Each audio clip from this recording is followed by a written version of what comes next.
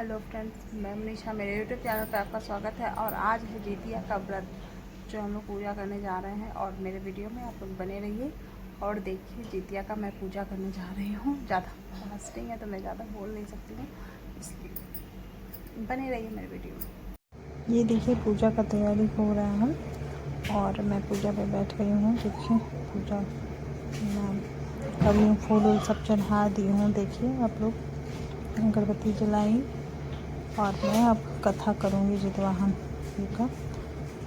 ये देखिए कथा पढ़ूँगी और उसके बाद पूजा को समाप्त करूँगी।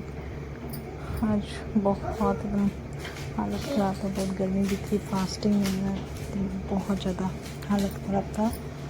और देखिए आप लोग वीडियो में बने रहिए। पूजा समाप्त हो गया। ये देखिए पूजा का मंदिर, ये देखिए पूजा मैंने किया है।